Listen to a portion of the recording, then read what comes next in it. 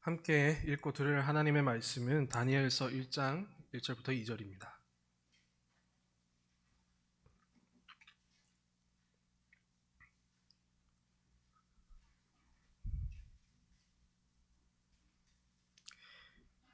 두 절밖에 안 돼서 같이 읽도록 하겠습니다. 유다 왕 여호야김이 다스린 지 3년이 되는 해에 바벨론 왕 느부갓네살이 예루살렘에 이르러 성을 에워쌌더니 주께서 유다 왕 여호야김과 하나님의 전그릇 얼마를 그의 손에 넘기심에 그가 그것을 가지고 신할 땅 자기 신들의 신전에 가져다가 그 신들의 보물 창고에 두었더라. 오늘부터 새롭게 다니엘서 강의를 시작합니다. 많은 이들이 이 책을 다니엘과 세 친구의 이야기, 우상 앞에 절하지 않는 그런 용기로서 사자굴에서 살아남은 기적 등으로 기억합니다. 그러나 다니엘서는 단순히 이런 개인의 신앙담을 넘어섭니다. 신앙담만을 담아놓고 있지 않습니다. 이 책은 남은 자들의 첫 이야기로서 모든 시대에 남은 자들에게 주신 하나님의 메시지입니다. 다니엘서는 다니엘이 기록했는데요. 포로 후기 주전 6세기 말에 기록된 것으로 보입니다. 바벨론에 끌려간 때부터 그리고 포로기가 끝나는 페르시아 고레스 왕에 이르기까지 다니엘이 경험했던 일들과 하나님께 받은 환상이 기록되어 있습니다. 이 시기는 구속사의 큰 내러티브 속에서 이 남유다의 멸망 이후와 귀환의 역사 그 중간에 해당합니다. 멸망의 역사는 열왕기, 역대기, 그리고 선지서로는 예레미야, 에스겔 등이, 귀환의 역사는 에스라, 느헤미야, 학개, 스가랴 등이 증언하는데, 멸망과 이 귀환 사이에 존재하는 이 남은 자들의 실제 이야기를 온전히 담은 것은 다니엘서 뿐입니다. 바로 이 비어있는 공간을 다니엘서가 가득 채우고 있습니다. 그렇다면 왜 하나님은 다니엘서를 기록하게 하신 걸까요? 왜 남은 자들의 역사를 남겨두어서 오늘날까지 우리 신약교회에도 읽게 하신 걸까요? 그 이유는 왕국의 멸망으로 남겨진 두 가지 질문으로 답할 수 있습니다. 첫 번째 질문입니다. 하나님과 그 나라는 실패했는가입니다. 다시, 하나님과 그 나라는 실패했는가? 오늘 본문 다니엘서 1장 1절부터 2절을 다시 봅시다. 유다 왕 여호야김이 다스린 지 3년이 되는 해, 이때에 다니엘서가 시작됩니다. 정확하게 주전 605년으로 유다 왕 여호야김 시대에 바벨론 왕 느부갓네살이 예루살렘을 침공한 때입니다. 이미 주전 722년에 북왕국이 이 아수르에 의해서 멸망했듯이 남유다도 이제 멸망의 길을 걷고 있는 그런 상황입니다. 이는 선지자들의 수차례 경고에도 불구하고 끝내 하나님 대신에 우상과 애굽을 의지한 결과입니다. 바벨론 군대는 이 예루살렘 성의 문을 열고 들어와 집과 재산을 불태우고 왕과 신하 그리고 많은 사람들을 포로로 잡아갔습니다. 그리고 이 침략의 절정은 하나님의 임재를 상징하는 성전의 침탈이었습니다. 바벨론 왕은 성전의 기물들까지 빼앗아서 이 자신의 보물창고, 신들의 보물창고라 불리는 곳에 쌓아두었습니다.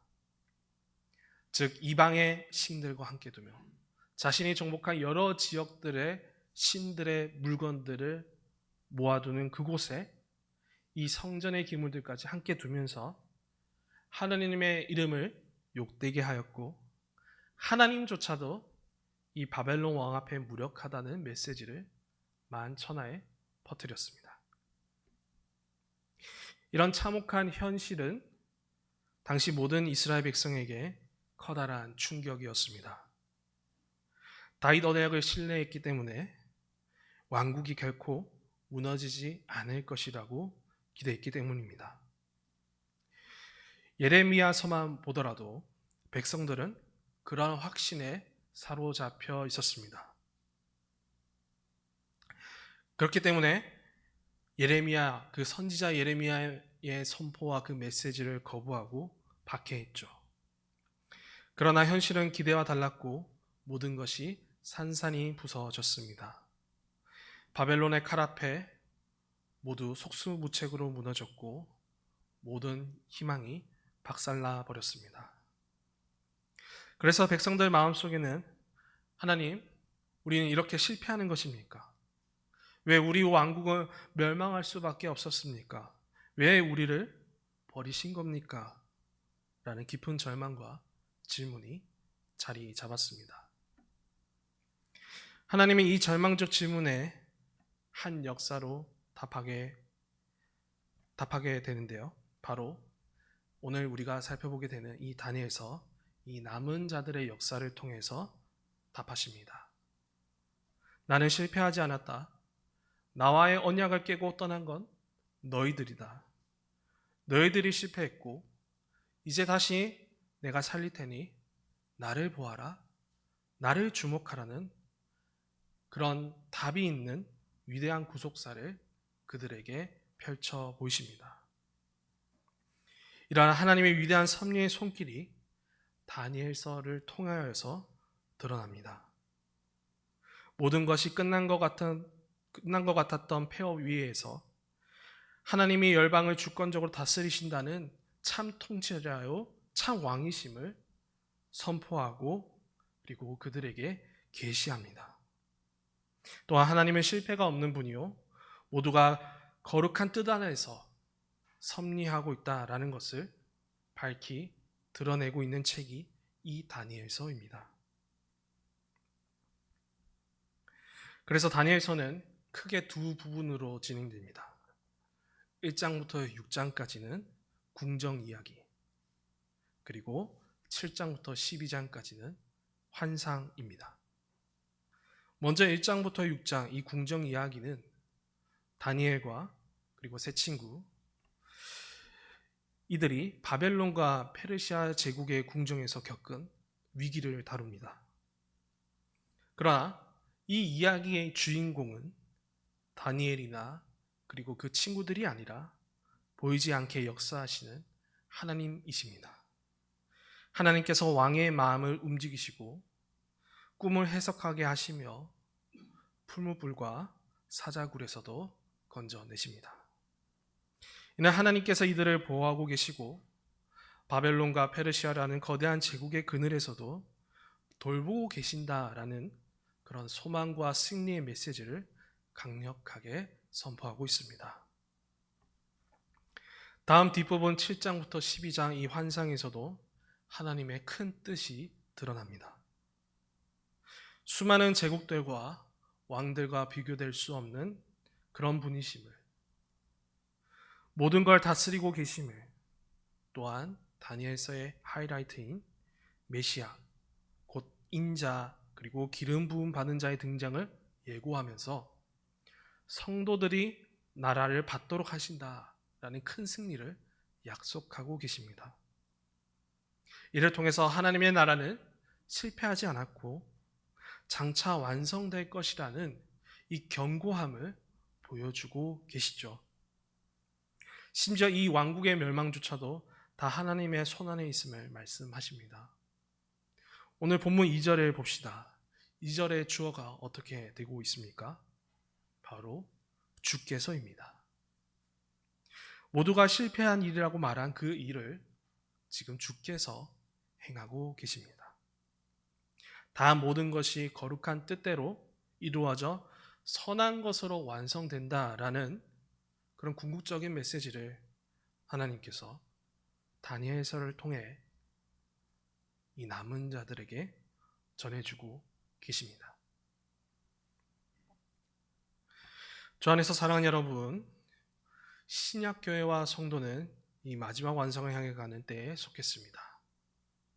하지만 이때는 사탄과 하나님 나라를 거부하는 자들의 마지막 발악도 함께 일어나고 있습니다. 쉴 새 없이 교회와 성도의 삶을 밀어붙이며 방해합니다. 그래서일까요?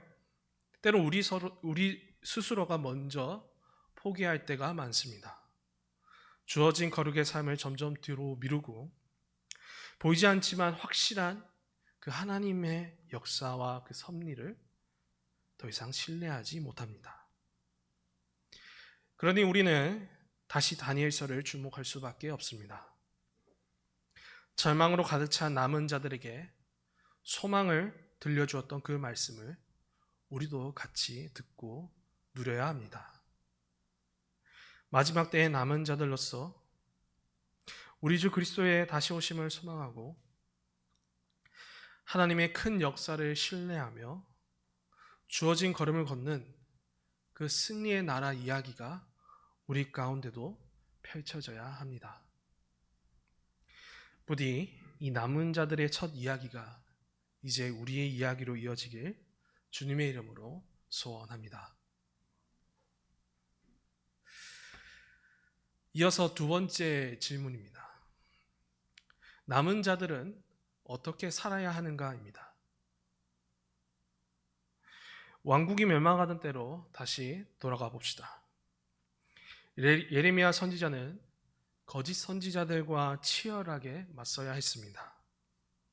그들은 바벨론에 끌려가지 않고 예루살렘에 남아있는 자들이 진정한 하나님의 남은 자들이라며 백성들을 미혹했습니다. 그러나 예레미야 선지자는 이런 메시지를 던졌습니다. 오히려 바벨론 포로가 되는 것이 하나님의 뜻이라는 것을 아주 강하게 선포했습니다. 이 메시지는 백성들에게 충격이었습니다. 고대 사회에서 포로가 된다는 것은 곧 노예가 되어 인간 이하의 대우를 받는다는 뜻이었습니다. 포로가 남은 자라는 그런 선언은 그들에게 도무지 받아들일 수 없는 그런 선언이었습니다. 그 어느 누가 스스로 포로가 되기를 원하겠습니까? 그러나 역설적으로 포로로 끌려간 자들이 남은 자가 되었습니다. 아무것도 없이 이 바벨론이라는 이 제국에 외로이 남겨졌습니다. 모든 것을 버리고 따라야만 하는 그런 처절한 운명 가운데 놓여 있습니다. 그 예로 다니엘과 그 세 친구들은 바벨론으로부터 새로운 이름을 받아야만 했습니다. 하나님의 백성이 아닌 바벨론의 신하로서, 바벨론의 아들로서 살아가야 했죠. 또한 그들이 만든 거대한 신상 앞에 절하며 살아가야 했습니다. 하나님을 예배하는 것이 아니라 도리어 또다시 이방의 왕과 우상 앞에 무릎을 꿇어야 하는 그런 절체절명의 위기에 다시 놓여져 있는 것이죠. 이러한 거대한 도전 앞에 남은 자들은 어떻게 살아야 하는 것인가? 라는 질문을 계속 던질 수밖에 없었습니다. 그렇게 하나님은 이 다니엘서를 통해 답해 주십니다. 특별히 다니엘과 그 궁정 이야기가 그들에게 큰 답을 제시해 주는데요. 바로 믿음으로 살아라입니다. 많은 사람들이 다니엘과 그 세 친구들의 결단만을 주목하지만 우리가 다니엘서를 통해 살펴볼 그 본질적인 해석은 그들이 왜 그런 결단을 할 수밖에 없는가에 있습니다. 왜 그들은 그런 결단을 했는가라는 거죠. 그들은 포로로 끌려와서도 하나님을 온전히 신뢰했습니다. 하나님이 여전히 살아계시고 모든 역사를 주관하신다는 믿음을 놓지 않았습니다. 그래서 왕의 음식을 거부했고 다니엘은 기도로 은혜를 구하며 꿈을 해석했고 사자굴에서도 담대히 신앙을 지켰으며 세 친구들도 금신상을 숭배를 거부하고 풀무불 속으로도 들어갔습니다. 이러한 믿음의 삶은 포로로 끌려온 모든 남은 자들에게 본이 되었고 신앙을 회복시키는 그런 원동력이 되었습니다. 다음으로 그들은 어떻게 살아야 되는가라는 질문의 두 번째 답입니다. 그 두 번째 답은 남은 자들에게 하나님은 우상과 더불어서 이 제국의 질서를 따르지 말라라고 하십니다. 이 우상, 이 다윗 왕국이 망하는 주요 요인이었습니다. 하나님 대신에 우상을 사랑했고 섬겼기 때문이죠. 그런데 그 왕국의 멸망쯤에는 이 우상의 자리를 힘있는 제국으로 대체됩니다. 실로 유다 왕과 백성들은 하나님을 의지 않고 바벨론과 견줄 수 있는 다른 제국, 바로 애굽을 의지했습니다. 이처럼 하나님 대신에 다른 걸 섬기고 의지하라는 악한 본성은 이 남은 자들에게도 예외가 없습니다. 그들도 분명 바벨론과 페르시아를 의지하려 할 것입니다. 그렇게 하나님은 다니엘을 통하여서, 그리고 그가 기록한 이 다니엘서를 통하여서, 또한 거룩한 환상을 통하여서 남은 자들에게 들려주십니다. 특별히 환상이 담긴 2장 그리고 또한 7장부터 12장까지는 앞으로 등장할 수많은 제국들의 흥망성쇠를 보여주십니다. 그리고 이 모든 제국들을 이기고 단 하나의 나라, 단 하나의 그 영원한 나라만이 완성될 것이라는 아주 큰 소망을 심어주십니다. 바로 하나님 나라만이 온전히 설 것이라는 그 위대한 소망을 그 환상을 통해 심어주시는 것이죠. 그리고 그 소망을 품은 채 하나님의 나라의 삶을 이 제국 안에서도 당당히 펼치라고 격려하고 계십니다. 신상 앞에서, 그리고 그들의 큰 권세 앞에서, 또 오늘날 돈 앞에서, 성공 앞에서, 인연 앞에서까지 꿇지 말고 하나님 나라의 삶을 담대하게 살아가라고 이 다니엘서를 통해 말씀하고 계십니다. 다음으로 이 두 번째 질문에 대한 마지막 답인데요. 바로 그리스도의 오심을 기다리라입니다. 이는 주로 환상을 통해 주시는 하나님의 거룩한 말씀입니다. 계속해서 다니엘서를 더 살펴볼 때 다루겠지만, 다니엘서는 이 앞으로 일어날 일들을 보여주는 그런 묵시 문학입니다.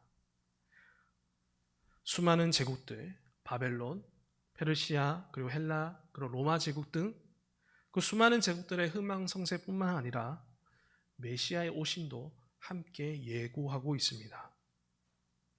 그 메시아의 오심을 인자라는 단어, 그리고 기름 부음 받은 자라는 특정한 인물로서, 그리고 이른 이래 후에 오신다는 정확한 시간표조차도 예언됩니다. 아울러 한때, 두때, 반때, 1290일, 1350일이라는 특정한 때를 언급하면서도 이 성도의 고난과 기다림의 시간표도 미리 보여주면서 마침내 그리스도의 오심으로 그 완성될 최후 승리를 미리 예고합니다. 이는 중요한 메시지를 던져줍니다. 그리스도의 초림과 재림을 함께 보여줌을 통해 구약의 남은 자들과 그리고 심지어 신약의 남은 자들까지 함께 한 백성을 불러 모아서 시간을 초월하는 그런 공동체적 메시지를 전달하고 있습니다. 하나님께서는 그때나 지금이나 다를 바 없이 우리 구주 예수 그리스도의 오심을 기다리는 거룩한 신부로 살아야 한다는 메시지를 이 다니엘서를 통해 전달하고 계십니다. 주 안에서 사랑하는 여러분, 이 다니엘서를 시작하면서 우리는 왕국의 멸망과 함께 던져진 두 가지 질문을 살펴보았습니다. 그리고 그 두 가지 질문에 답하는 이 다니엘서, 그리고 그 다니엘서가 어떻게 흘러가는지를 잠시 전체적으로 살펴보았습니다. 한 번 더 되새겨 봅시다. 하나님과 그 나라는 실패했는가? 다니엘서에 기록시되는 이 질문이 가장 절실하게 울려 퍼지던 때였습니다. 하나님의 언약 백성이 포로가 되었고 성전이 무너졌고 왕위도 사라졌습니다. 이방의 왕이 예루살렘을 침공하고 성전의 기물까지도 다 빼앗아 갔습니다. 모든 것이 무너진 현실 앞에서 이스라엘 백성의 마음은 하나님 정말 실패하셨습니까? 라는 절망으로 가득했습니다.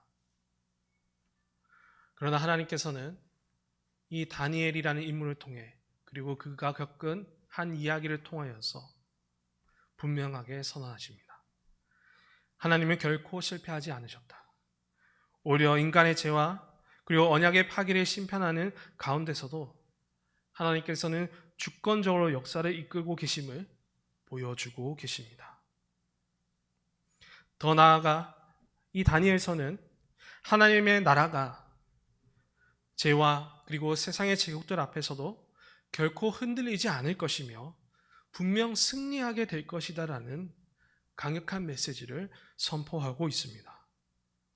바벨론, 페르시아, 헬라, 로마 등 수많은 제국들이 흥망성쇠를 거듭해도 그 모든 역사의 배후에서 하나님께서 자신의 나라를 세워간다라는 것을 분명하게 약속하고 계십니다.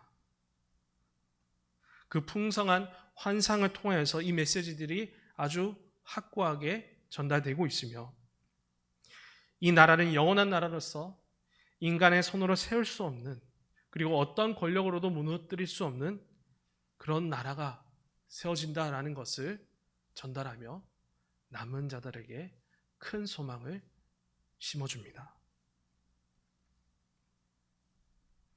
따라서 우리가 계속해서 살펴볼 이 다니엘서는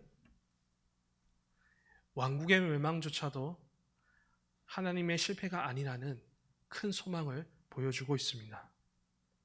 오히려 하나님의 구속사가 한 걸음 더 진전하고 있음을 우리에게 확신시켜 줍니다. 실패처럼 보이는 시간, 그리고 절망의 한가운데서도 하나님은 여전히 살아계시고 모든 것을 주관하고 계시며 최후 승리를 이끌어낸다라는 그 분명한 약속을 모든 남은 자들에게 밝히 보여주고 계십니다. 그러므로 남은 자들은 다 들어야 합니다. 왕국의 멸망으로 남겨진 그들과, 그리고 지금 마지막 때를 살아가는 지금 우리들도 어떻게 살아야 하는지 그 답을 이 다니엘서를 통해서 함께 찾아가야 됩니다. 하나님은 실패하지 않으셨고 지금도 자신의 나라를 세워가고 계십니다. 모든 고난과 혼란의 순간에서도 역사하고 계십니다. 그렇게 우리는 이 다니엘서의 끝 대목과 같이 마지막까지 하나님을 신뢰하고 평안을 누리는 복된 삶의 이야기를 써내려가야 합니다. 우리 마지막 다니엘서의 끝부분을 같이 읽어보고 오늘 말씀을 마무리하도록 하겠습니다.